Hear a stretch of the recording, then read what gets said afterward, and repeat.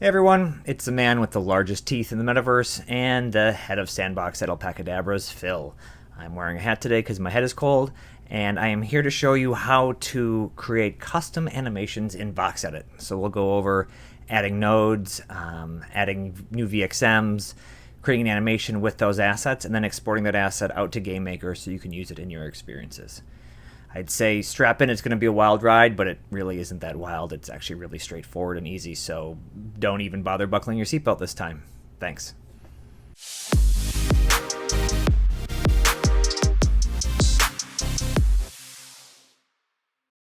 Hey everyone, welcome back to VoxEdit. So I'm going to take a minute here and I want to jump in. I want to add a custom animation and show you how to do that. We're going to keep a real simple animation, but we are going to open our current Paca, Steve Wilbury.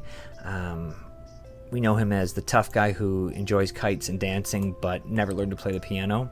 So we want to create a really simple animation to add to him, which we can then add to GameMaker. And this is a way that you could add, whatever you want. The world's your oyster on this one, right? But I think this will be a very a fun way to show you how to customize those assets you have and create actions that are either unique to a game you want to make or provide some sort of a benefit as an NPC or whatever else it is with the Pacas you have. So there's going to be two parts to this. One, we need to create a new asset and a new node on Steve's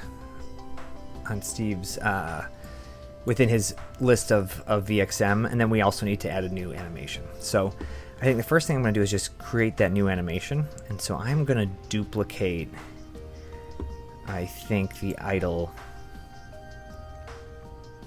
I'm going to duplicate the idle node, and it's as simple as hitting duplicate animation. We're going to call this one SAD01. Remember, we add 01 to the end of our animation names. It's just important in GameMaker that they're titled that way. You can see all the other animations have the same thing. So this is SAD01.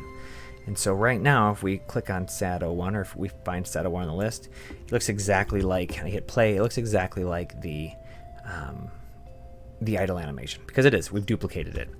But the nice part of this is now we can start to make some changes to this animation that I think are going to be fun and show you what you can do with those changes. So the first thing I'm going to look at is, I'm going to look at his tail. His tail does a little bit of a wag here, and that doesn't seem sad. So I am going to literally click on these keyframes, and I'm going to delete them. That wag that's too much. It's too happy for me. I'm clicking on these frames, and I am deleting them. And so now you can see, because there's nothing in this box, that the tail won't move from here to here. Now there's a little bit of a wag here towards the end, which I'm okay with. I also think in our sad animation, I'm going to go back and hit the controller, I think that Steve's, well, he looks around and looks up, he looks sort of in awe. I want his head to do a lot less movement. So we can see that there's keyframes here where it's left and right, and they're connected into his neck node as well. So we'll go up even one more. And I'm going to delete all of the head moves first and foremost. So once again, I'm just clicking on that. Sometimes it can be a little tricky to get the node right until it turns white, and I'm hitting delete, delete.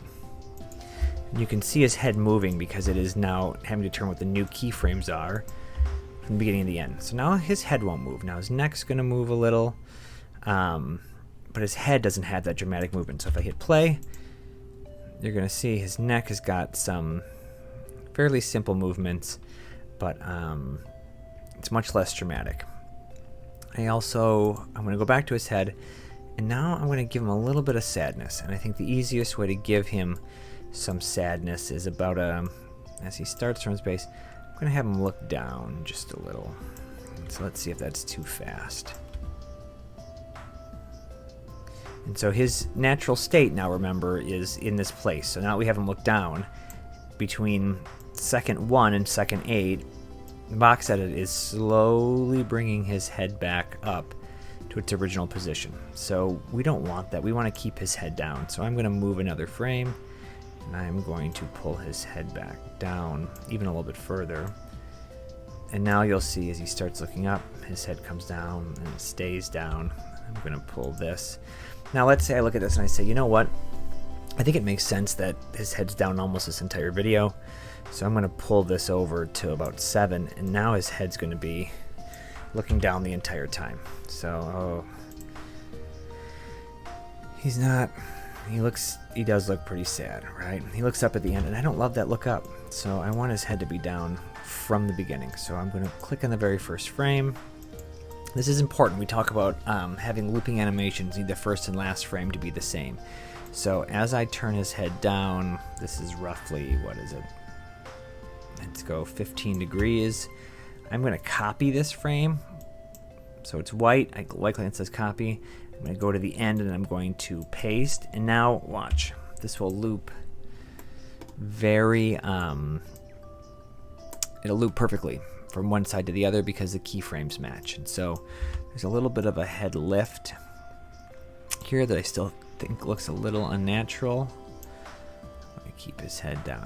I'm just bringing this poor Paca down. I'm going to pull this frame out a little bit and hit W. And he looks sad, right? Now we could mess with his neck and pull his neck forward. You know, we could have him slouch and a little bit more bend in his knees. There's a lot you can do, right? And I think it does pay off spending some time looking at animation. Look at real people and how they act. Oh, I think a really simple thing that telegraphs this is in his ears. So right now his ears seem perked up, and I think if you're sad-eared, and watch this again, I'm going to copy and I'm going to paste this to the last frame so that they match. And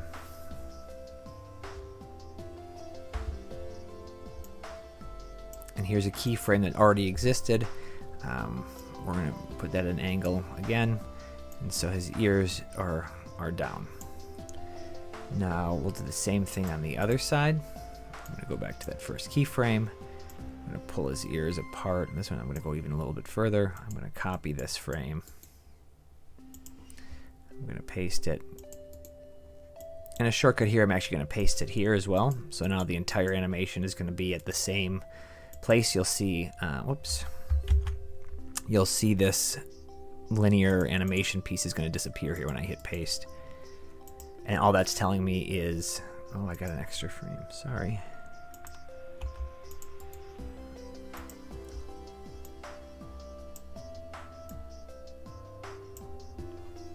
There we go. Looks like we had one extra frame in there. There. And so what this is telling me here is that there is no, there's no animation, that this ear does not move. And so we're gonna give it a little bit of movement, kind of even further down. This guy is just a mess. I click off of it, and once again, if you get a little lost, hit the home button. I can feel the sadness now. Oh, now you see that ear did a tick, and so there's obviously a loose frame in here somewhere. And sure enough, it's on the ear. And so, real simple, I'm going to click on this. I'm going to hit delete. I'm going to hit delete. Move this back one frame. Come on, yeah. There we go.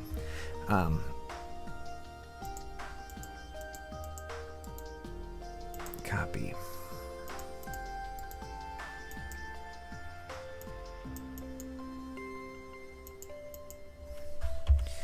So I don't know, this is like a little quirk it looks like with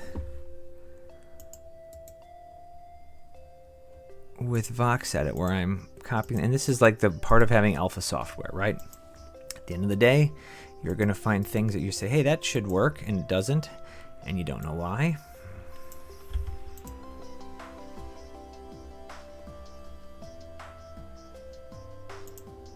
And what I'm looking for right now as I hit play is to see if that ear moved, and it doesn't. It seems like it's in the same place. Great, so that's Shadow1, but now we gotta add, we're gonna add a custom node. And we're gonna have a node that comes out of his head. So we're gonna click on the head, we're gonna create a child node, and we're gonna call it Teardrop. And so Teardrop is a brand new animation, a brand new node we're putting on the sad asset. Now realize that this tear is going to be a part of every animation now, so we want to be really smart about where we put it. So I'm going to go to the beginning of frame 1. I'm going to do a new VXM, right? We're adding a new piece. I'm going to call this tier. Create model, and we've got this big empty space. Now this is a little bit daunting. I think at the end of the day, we just need one voxel. I'm going to drop a single voxel in there. I am going to shrink the pivot.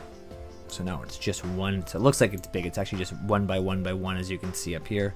And don't forget, we want to, in this case, we want to set to center.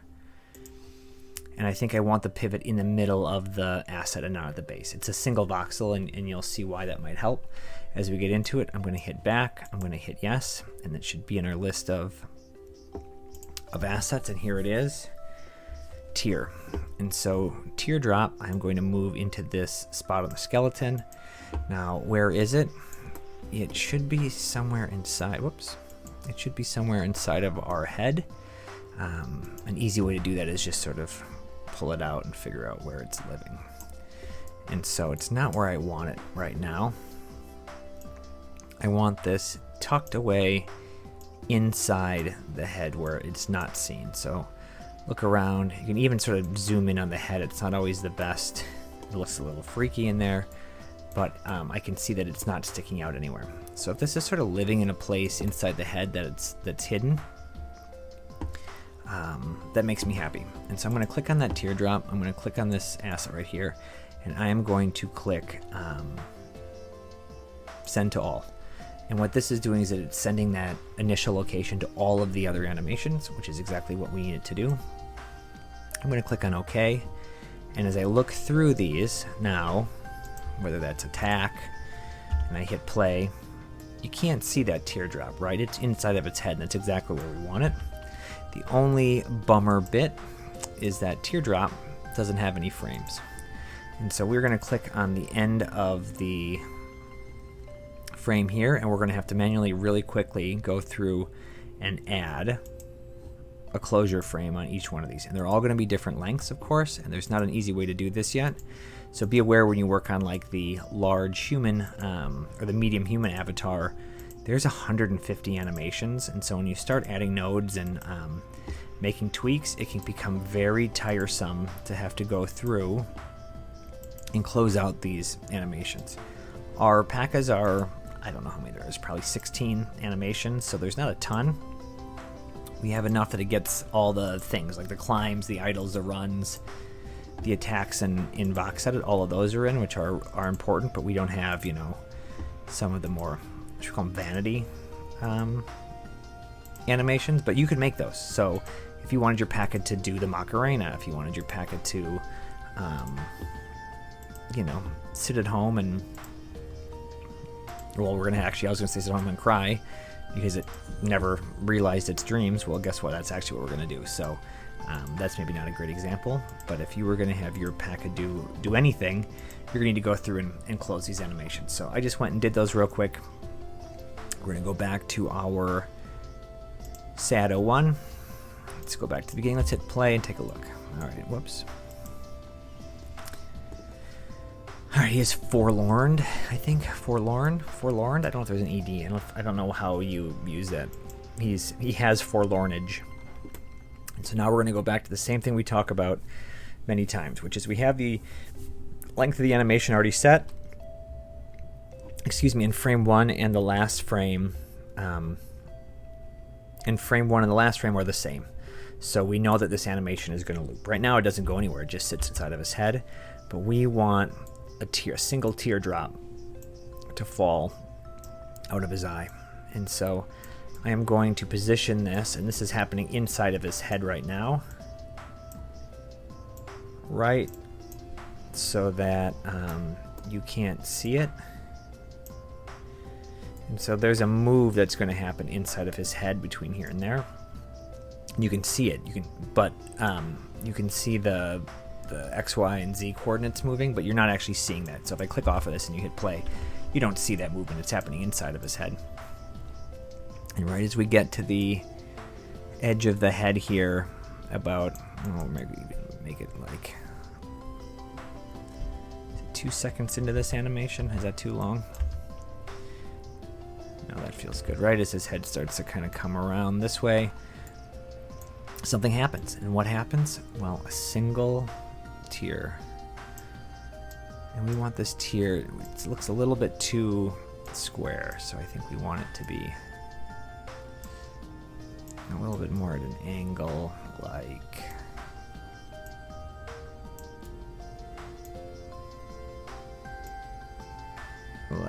that.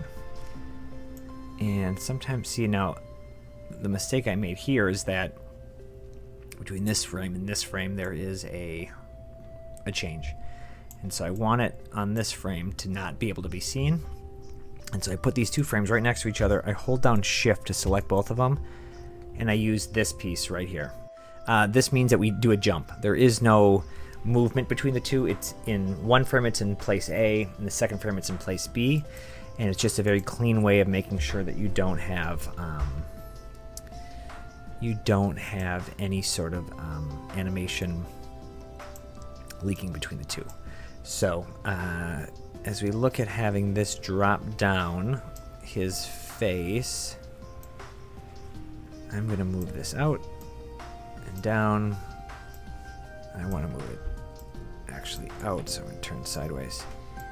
And this thing is going to slowly sort of bubble up on his cheek. Let's see how that looks. A little bit lower. So I'm going to look now as this, I'm going to hit play. Now you can see there's a loose animation. You can see that piece in there. We don't want that. So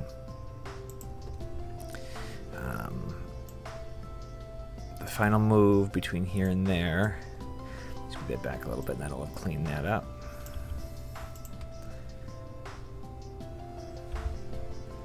So I'm liking that. There's that red cheek underlie bit that is, I think, not my favorite. We don't want it to cut between the two, so I need this to go up higher.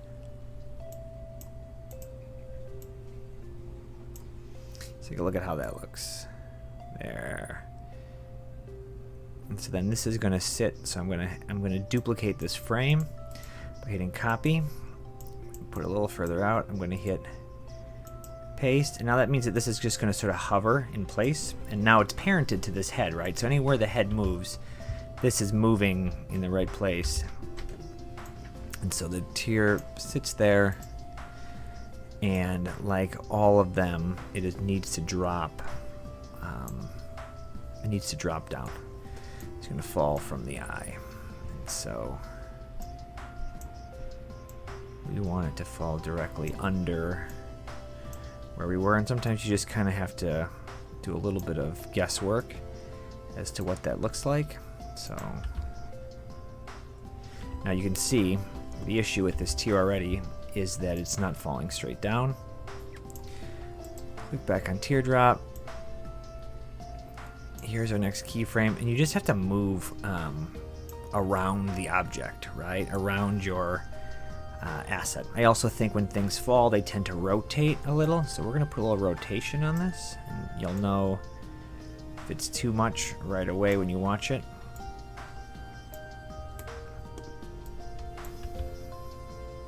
So it's obviously very slow.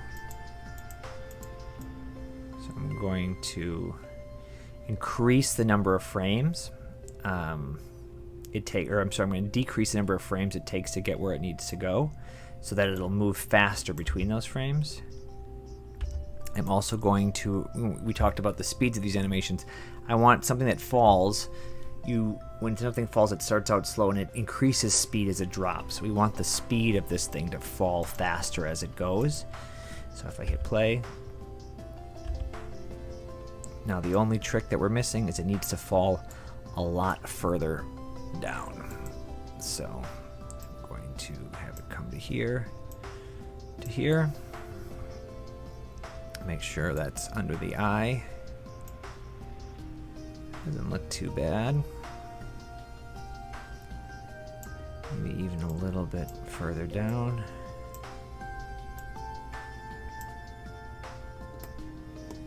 Man, do we want it to hit the ground? Like, does this tear drop all the way? Yeah, you know what? Let's extend the length of this to a little further out, and we're going to have this tier land all the way on the ground.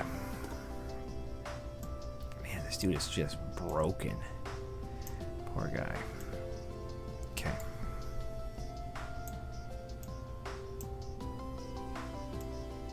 Like I said, oftentimes the only way to check to make sure this is looking right is just by, you know, looking at a couple different angles. And so as I go back here, it actually looks from this side to be relatively straight down. Let's turn it to the front view.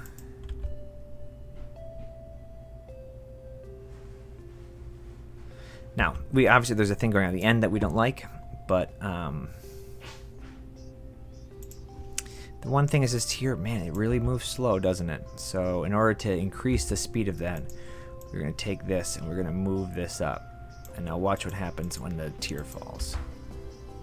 Boop. Now it looks like it bounces, but in reality, what do we want it to do? We want it to disappear because it hits the ground and in theory it disappears. So we talked about this frame here is the last frame of the animation. I'm going to go one frame past that. I'm actually just going to copy the end frame. I'm going to paste it right here. Make sure that it's one frame apart. And we go back to what we did before, which is clicking on this, the first frame, the second frame, with a shift held down, and we want it to jump between those two frames. And this is where I think you'll really see what that does. And so we hit play, the animation goes, he leans forward, a tier, it falls, and it's gone, right? It has the appearance of it being gone, but in reality what's happening is the tier on this frame is hitting the ground, right? Let me go a little farther forward. It hits the ground. And on the next frame, it's actually back in the head. And you don't see that, the difference between frame 1 and frame 2. It looks like it's an immediate transition. And so these are really great to cheat things that, like, let's pretend you've got a vent that's blowing out air or blowing out particles, and you need those particles to shoot out, and then you can't have them come back inside. They need to look like they're disappearing. That works great for bubbles, to have something kind of come up to the surface of water and then disappear, right? And it looks like the bubble is popped. And in this case, it looks like our poor Paca is shedding a single tear. Bloop. And it loops, and it loops endlessly. And he thinks, if only I had learned to play the piano, if only I had taken the time to follow my parents' advice and follow my dreams. But instead, Steve Wilberry is an unhappy, sad Paca. So this animation is finished. As I look across the animation, I just want to make sure that our keyframes are all clean. Everybody's ending on the same frame, which is great. One thing I probably should have done a few times while we were doing this, VoxEdits are actually relatively stable, would be to save. And now we want to upload this. And if you remember last time, we uploaded Steve already into the marketplace. So if I go to File, Export, Export to Marketplace, I like this view of him. I click on Export. And boom, we're back to the web browser. Now, because Steve's already up there, we don't want to put another version of Steve, so we're going to click on Replace Asset. And in this case, we only have Steve. He's the only thing that we've made so far. I click this box here. It's important to get the green check and click Continue. And we are now overwriting the old Steve. And you can see part of what was there now that isn't there before is sadness. And the tear drops. And Steve cries. Because that's, you know, he may have a tough exterior, but inside, right, he still has a heart. So we're actually going to amend his profile. So Steve loved making kite dancing with Aunt Jeannie. He never learned to play piano and still regrets it.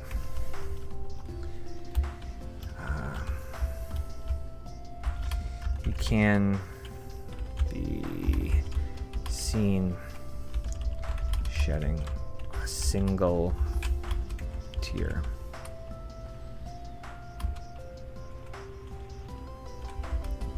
You catch him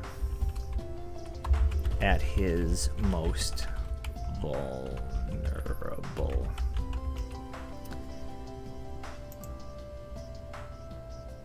So Steve loves making kites and dancing with his Aunt Jeannie. He never learned to play the piano and still regrets it. He can be seen shedding a single tear if you catch him at his most vulnerable. It's tough being Steve. We are not going to change any of the categories. Everything will stay the same. Same with this. We'll leave these catalysts to none. And there's Steve. He's still in there, right? But now he's got sad. And sad is now an option for him as his head goes down. And we watch that teardrop. I'm going to hit save as draft. And the updated Steve Wilbury is in our wallet and available to us in GameMaker, which is where we'll head next. So thanks for joining me on this how to add an animation in a node. Obviously you can see with multiple nodes, multiple animations, how you can really turn this Paca into anything you want and have to create any animations you like. In this case, this was a pretty simple example, but I hope it helped. Check out the next video to see how we get him into GameMaker. Thanks.